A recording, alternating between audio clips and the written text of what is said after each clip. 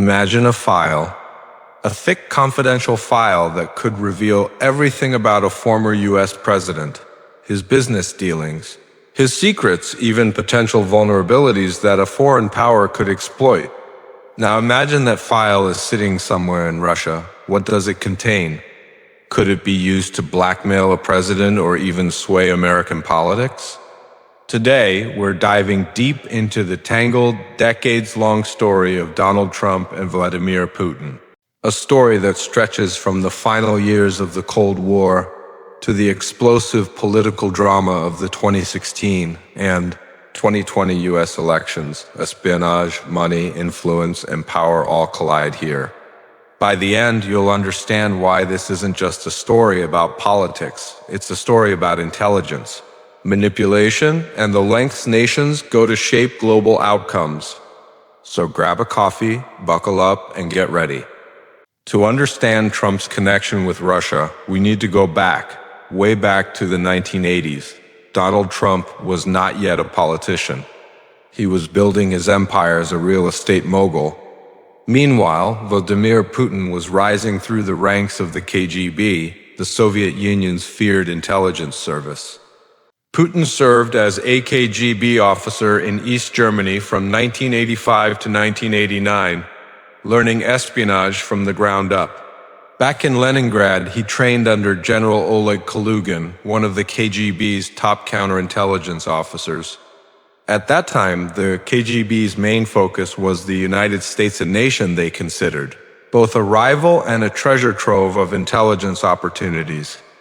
The mid-1980s were tense. After the 1970s détente, the Cold War was heating up again. The US was rearming, stationing missiles in Europe, supporting Afghan insurgents against Soviet forces, and even planning space-based weapons programs. Ronald Reagan, seen as unpredictable and extreme by Soviet leaders, made the stakes even higher. Enter Donald Trump, a young, ambitious businessman, flamboyant, wealthy, and ambitious, a perfect target for intelligence interest. Soviet operatives weren't just after politicians. They were watching businessmen, especially those who had international reach, financial needs, or big egos. Jack Barsky, a former KGB illegal undercover operative who infiltrated the US, explains that the KGB's approach was meticulous: infiltrate, observe, and identify potential leverage points. Trump checked many of the boxes: ambitious, wealthy, high-profile, and yes, sometimes reckless. In 1986, the Soviets attempted to make contact with Trump through Ambassador Yuri Dubinin. Shortly afterward, Dubinin's office sent Trump a note, a Soviet state tourism agency. Goskominterest was interested in a potential joint venture for a hotel in Moscow. This was more than a business offer. It was an opening to build influence, monitored carefully by Soviet intelligence. Barsky described how KGB illegals undercover spies would integrate into American society for years. They'd study the culture, make connections, and target influential individuals, including businessmen. Why? Because influence wasn't just political. It was economic, technological, and social. Trump's real estate ambitions aligned perfectly with this KGB methodology. Moscow offered opportunities for expansion, and the Kremlin had the power to make those opportunities easier or to observe and collect information if things went wrong. During this time, Trump's empire faced financial challenges. His Atlantic City casinos and other ventures were losing money, creating vulnerabilities that foreign actors could exploit. Russian oligarchs, meanwhile, were seeking safer investments abroad due to economic instability in post-Soviet Russia. The timing was perfect. Trump needed capital, and Russians had it. Among these figures was Semion Mogilevich, a feared Russian mafia boss with connections to Putin. Mogilevich, through intermediaries like Felix Sater, became a crucial link between Trump and Russian interests. Sater, working just 2 floors below Trump and Trump Tower, was deeply connected to Russian organized crime and had a personal line to Moscow. By 1987, Trump was not just thinking about real estate. He was showing surprising interest in foreign policy, particularly NATO. Remember, NATO is the cornerstone of Western defense. And suddenly, a businessman with no political experience was weighing in on international alliances. Why? Some of the intelligence community believes that early exposure to Russian overtures, combined with Trump's ego and ambition, may have shaped his views. Was Trump controlled by the KGB? No, but intelligence agencies were certainly aware of vulnerabilities, behaviors, and opportunities for influence. Even though the Trump Tower in Moscow never materialized, these early interactions set a foundation that would be revisited decades later when Trump entered politics. Fast forward to 2016, Trump is now a presidential candidate. Meanwhile, Russia, under Putin, is looking to weaken the US and tilt the political balance in favor of a candidate who might be favorable, or at least not hostile to Moscow. In May 2016, the FBI discovered that Democratic Party emails had been hacked. Moscow allegedly contacted members of Trump's campaign team, offering information that could damage Hillary Clinton's chances. CIA Director John Brennan warned Trump directly about Russian interference, but Trump's response was skeptical. Could it have been China instead? Could it have been a setup? The FBI investigation focused on 5 individuals close to Trump: George Papadopoulos, Carter Page, Roger Stone, Michael Flynn, and campaign manager Paul Manafort. Manafort, in particular, was suspected of laundering money for Russian oligarchs. Evidence trails led back to organized crime connections and Russian influence campaigns, highlighting the overlap of money, politics, and espionage. Meanwhile, Felix Sater, Trump's associate, continued to pursue a deal for Trump Tower in Moscow, seeking Putin's approval. This was during the campaign, meaning financial incentives could align with political outcomes.